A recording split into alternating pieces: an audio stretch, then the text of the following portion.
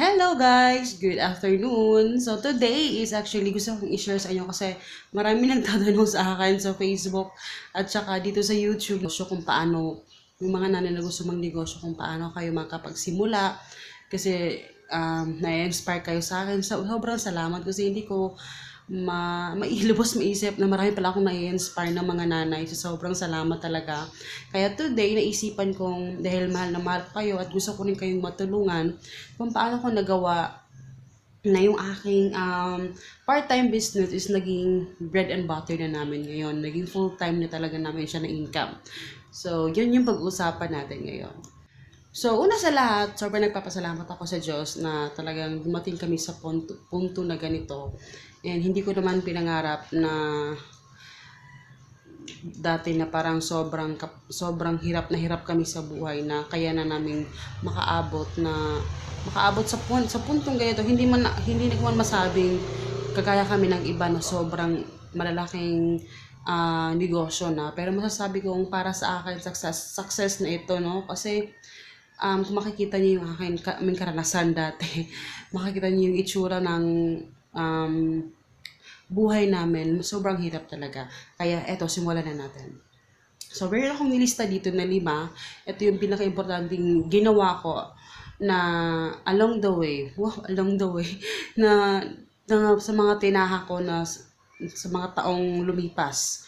So, number 1, start small. So, nag-start ako, kung magninegosyo ka, yan yung lagi kong sinasabi na wag namang magsimula ng, alam mo yung, mangungutang ka, tapos, kasi nagpaplano ka mag-business, mangungutang ka kasi i-business mo. And, mahirap yung ganun. So, importante na, pag magsimula ka lang ng maliit lang, kung ano yung perang meron ka. And, ako dati naalala ko, kasi parang na-share ko na to dati sa ibang videos ko, nung medyo matagal-tagal na, yung about sa negosyo ko. Kasi nag-start talaga ako, hindi naman sa Shopee ako nag-start. Nag-start ako doon naman sa Facebook. And sa Shopee kasi parang nakapag-start ako na sa mga 2,000 yung inilabas ko. Pero yung sa Facebook naman, yung nakapag-start ako, below lang, I think nasa 500. And nagsimula ako, kasi dati yung binibenta ko is yung mga hindi mga party supplies ano lang yung mga binibenta ko dati, educational supplies. So yung mga education supplies, binibili ko lang yun, buy and sell. So bumili ako ng, for example, 15 pesos siya nabili and bibenta ko siya ng 25 or 30 pesos. So bali pinapatungan ko lang siya, no? And bibili ako ng dalawa, isa, ayun.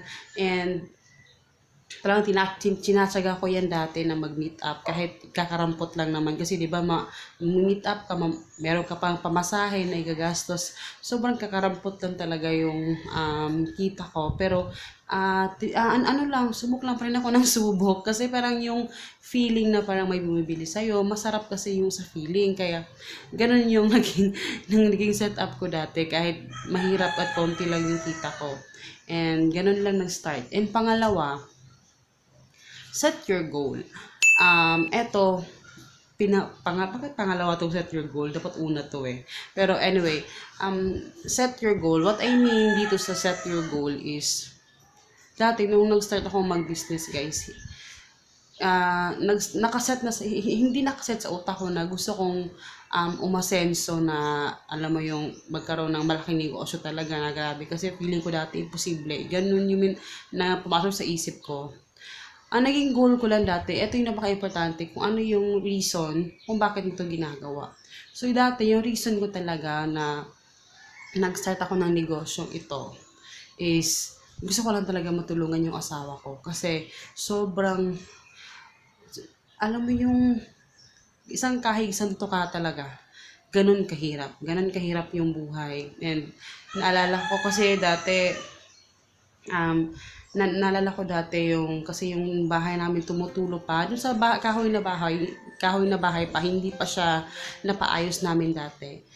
Tumutulo yun pag umuulan and yung bigas namin nabasa siya. And yung bigas namin good for next sahod yun, sa next sahod, and nabasa siya ng ulan lahat, kasi lahat, talagang umiyak talaga ako. Sobrang iyak ko doon. And naghanap ako ng paraan na nilatag ko siya sa isang malaking damit, tapos nilatag ko doon para maano siya, ma-dry. Kasi para masaing namin ulit. So, ganun yung ginawa ko. Sobrang iyak na iyak. Doon parang ganun yung naging turning point ko talaga, na talagang gusto ko talagang mabago yung buhay namin at gusto ko matulungan yung asawa ko, na hindi ko man alam kung paano babaguhin yung buhay namin, no? Pero ang alam ko lang dati, gusto ko makatulong sa asawa ko. Yun talaga yung naging goal ko. And so, importante. So, for me, napaka-importante talaga na mag-set ka ng goal. And yung goal na maliit lang, huwag masyadong mataas. Yung saktong-sakto lang, kagaya nun sa akin, 'di ba? So, maliit lang yung goal ko hanggang sa lumipas yung mga taon, hanggang sa mag-iiba din naman yung goal mo, mag-iiba yung mga gusto mong gawin or magiging dahilan. Ayan. So, pangatlo, start your plan. Ito talaga, marami sa ating mga Pinoy, puro tayo plano, wala naman tayong gawa. So, kasi, alam mo, ako, pag mayroon akong plano, hindi ko alam, parang nakuha ko yan kay mama eh. Kasi ganun si mama. And pag meron akong plano, sinisimulan ko talaga siya kaagad. Kahit sugod ng sugod ako. Pag alam kong okay naman, pag iniisip ko na parang okay naman to ibenta, binibenta ko. So sa online dati, naalala ko, nagbenta ko ng mga cake, ng peanut butter, nakapagbenta ako. And marami akong binibenta dati sa So, kung ano yung mapasok sa isip ko na kaya ko siyang ibenta, siguro advantage din sa akin na kabisado ko na yung lugar na, kasi lumaki ako na doon lagi sa mga bangketa ako nakatambay dati. Kasi lagi ako sinasama ni mama. Kaya sanay na ako at alam ko kung saan hahanapin yung mga ibibenta ko. Mga nabibili ko siya ng wholesale.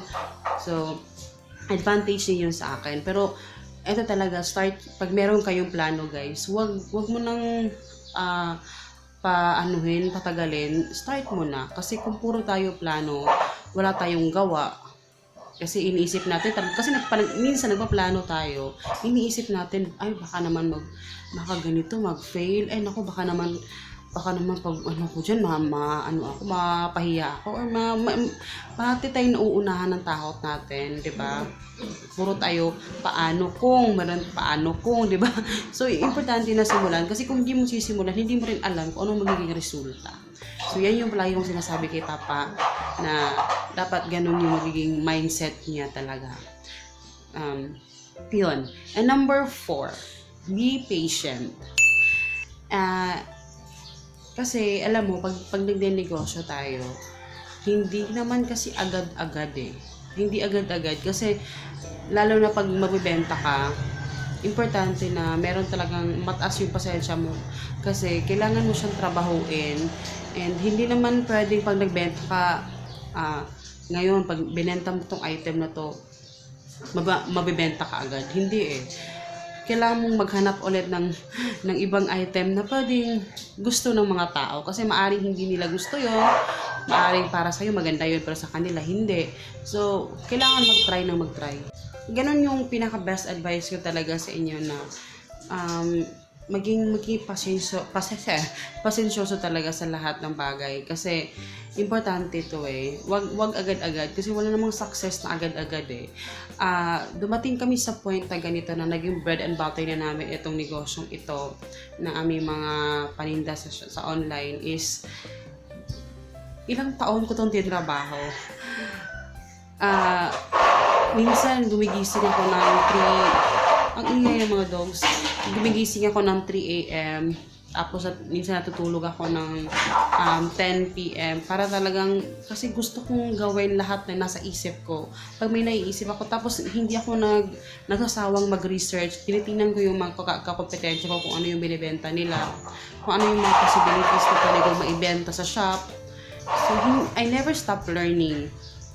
Marami akong gustong marami akong gustong gawin sa aking shop. Kaya parati ako nagre-research kung ano yung magandang ibenta na wala sila. Ganun yung negosyo, guys. Kaya importante na maging pasensyoso tayo. May times talaga na walang benta, may times din na sobrang lakas ng benta. Ganun talaga yon. Kaya like sa mga kung gusto mo mag-sari-sari store, isipin mo, kailangan mong pag-aralan kung ano yung ano nyo dyan, ang hinahanap ng mga tao, yun yung ibenta mo, di ba? Kasi, ay, Diyos ko, sa mga lugar naman, iba-iba naman kasi yung gusto ng mga tao, like sa mga sigarilyo. Dito sa part na to, gusto nila ng ganitong sigarilyo, malakas yung sigarilyo na ganyan. Dito naman doon sa part na banda doon na lugar, iba din, ingay ng mga aso, iba din yung mabentang sigarilyo. So, tingnan natin, mag-research.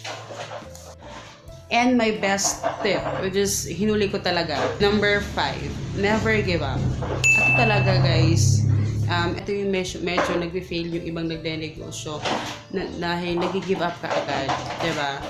Pag nagsimula tayo ng negosyo tapos feeling natin hindi naman nag-work, stop ka agad, diba? Jump ka naman sa ibang negosyo. So, hindi mo siya tinatapos, puro ka lang simula, wala ka namang tinapos. So, sinasabi ko sa inyong never give up kasi etong business na to, guys, kung alam nyo lang, hindi ko to na i-share sa vlog, pero ang daming challenges na hinarap namin dito sa negosyong ito. Maraming beses na muntik ka na namin tong binitawan ni Papa. And every time na nagde-decide kami na bitawan na siya, kasi nung lumipat kami kasi wala kaming space for our stocks, and naisipan namin na i-give up na lang siya, ganun. So tapos may time na basta ang daming beses na, and every time na nagde-decide kami ng ganun, i-give up na siya, biglang lumalakas yung benta. So ganun siya, and hindi ko alam, feeling ko na-realize ko na maybe nakikipag-usap si God sa akin na huwag bitawan kasi darating pala yung time na ganito na magiging bread and butter namin siya, 'di ba? And it's very important na makinig talaga sa Diyos kung ano yung gusto niyang gawin natin, at saka ang mahalaga naman maganda yung ginagawa natin, hindi naman yung mga illegal. Nasa tamang direksyon naman. So, nagpasalamat talaga ako na hindi ko siya give up. And in-improve namin siya. And kung meron man kami mga pagkakamali sa mga nakaraang taon dito sa business namin, tiningnan ko kung ano yun, tapos binago ko. And now, nag-iimbento na kami ng sarili naming product na pwedeng maibenta sa shop na mas malaki yung kikitain namin. So, ganun yung ginagawa ko. Try and try talaga. And I never give up. Kaya, sobrang masaya ako na talaga namang dumobre yung aking kita. And, isa naman yung naging ano ko talaga inspirasyon ko ngayon na gusto ko pang mas lumaki pa yung aming benta, or mas lumawak pa yung aming magkaroon ng tindahan, ganyan. Siyempre, kasi gusto ko talaga makatulong sa parents namin ni Papa. Yun lang talaga yung naging motivation ko talaga. Kasi sa amin naman, siyempre, papakain yung anak namin, maibigay sa kanya yung mga pangangailangan niya. Pero yun talaga gusto namin ni Papa talaga na makatulong talaga sa parents namin, both. And kasi syempre, habang tumatagal naging matanda na sila, at alam ko darating yung time na hindi na nila kaya magtrabaho. So hopefully no, in God's time na talagang ibubuhos naman ni God yung blessings natin sa maganda yung intention natin, 'di ba? So ayun, yun yung mga ginawa ko, guys, na naging bread and butter na namin ngayon yung dating part-time business lang naman namin. And ayun, so I hope you guys enjoy, and mag-comment kayo sa baba, guys, kung ano yung mga inspirational, ano ba tawag dyan? Mga nakaka-inspire na mga stories ninyo. I-comment nyo sa baba kasi marami din naman nakakabasa yan para ma-inspire din sila. And yung mga advices ninyo, at saka yung mga tanong ninyo, ilagay nyo sa baba, at kung ano pa yung gusto nyo topic na gusto nyo pag-usapan natin dito. Kasi na i-share din sa inyo yung mga napagdaanan ko or yung mga tips na gusto kong ibigay sa inyo. So, ayun. So, see you in my next video, guys. Paalam!